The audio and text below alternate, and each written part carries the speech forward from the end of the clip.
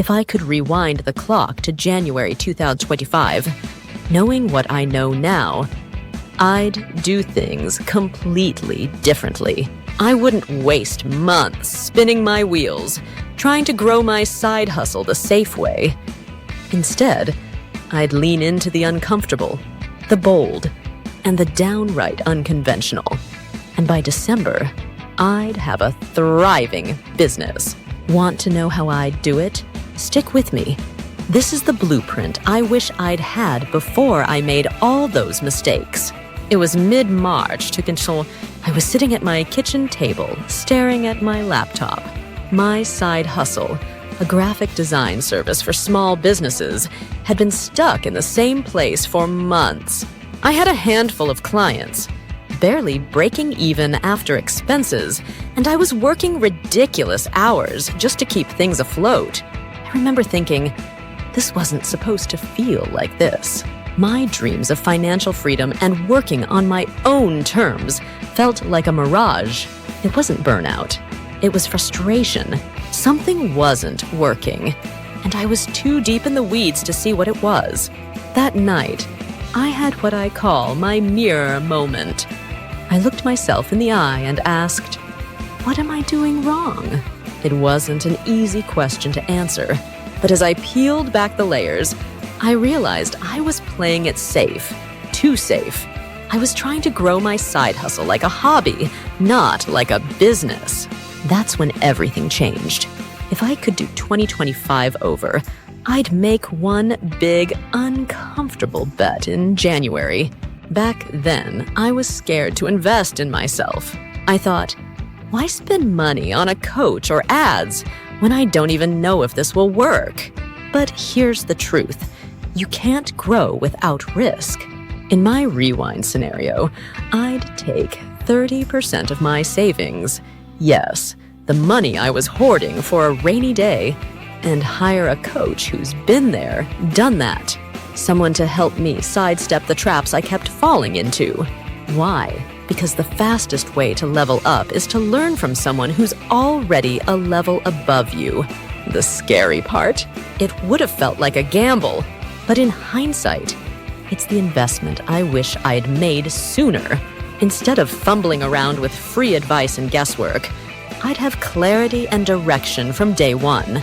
One of my biggest mistakes was waiting for my website, my social media, and my branding to look perfect before putting myself out there. That cost me months of progress. In the do-over version of 2025, I'd launch messy.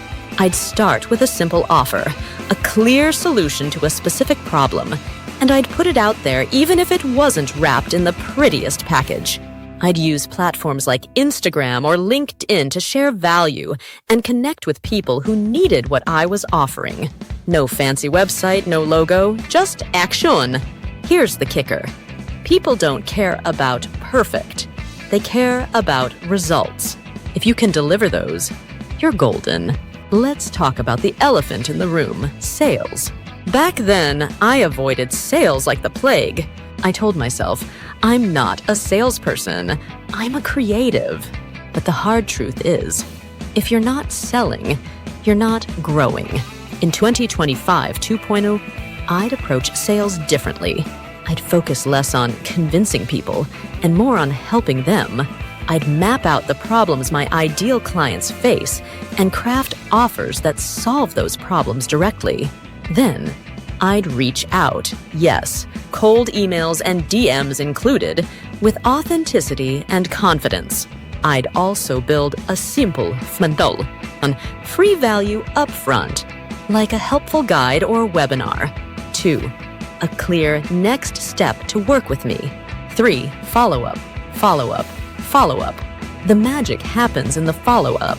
Most people give up after 1 or 2 attempts, but persistence pays off. By June, I would have hit a wall. Even with all the changes, the pace would feel grueling. I know myself, I tend to overwork when I'm chasing a goal. But here's the thing, pushing too hard can backfire. In my imagined 2025, I'd have learned to build rest into my schedule, not as an afterthought, but as a strategy. Why? Because burnout is real and it's the enemy of consistency. I'd also remind myself why I started. For me, the why wasn't just financial freedom. It was showing my kids that you can create your own path. Every time I felt like giving up, I'd picture their faces, and that would light a fire under me again. In the first version of 2020, I saw other side hustlers as competition. But in hindsight, collaboration is a far more powerful tool. In the do-over, I'd reach out to people in complementary niches and propose partnerships. For example, if I was offering graphic design, I'd team up with a copywriter or a photographer. Together, we could create packages that delivered even more value to clients. Collaboration isn't just about sharing work. It's about expanding your network and learning from others. I can't tell you how many opportunities I missed because I was too focused on going solo. One thing I did right, but too late, was joining a mastermind group. In my redo, I'd prioritize this in January. Being surrounded by people on the same journey keeps you accountable and inspired. In my darkest moments, my mastermind group pulled me back up. They celebrated my wins and helped me navigate my losses. If you're serious about growing your side hustle, find your tribe. In the alternate timeline, something incredible happens in August. I land a big client, not because I got lucky, but because I followed the system I'd built.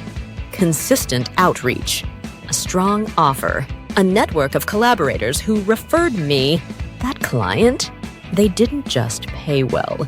They became a repeat customer and an advocate for my brand.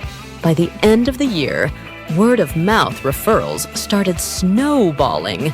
December 31st, 2020. This time, I'm not sitting at my kitchen table feeling stuck. Instead, I'm celebrating. My side hustle has become a thriving business. I'm working fewer hours, earning more, and most importantly, feeling proud of the life I've built. When I think about the journey, it's not the money that stands out, it's the growth. I learned to bet on myself, embrace discomfort, and take bold action. That's a feeling no paycheck can replace. If I could leave you with one thing, it's this. Don't wait for the perfect time or the perfect plan. Start now, start messy, and start bold. 25 is your year, but only if you decide to make it so. Now it's your turn. What's the bold move you're going to make today to grow your side hustle fast?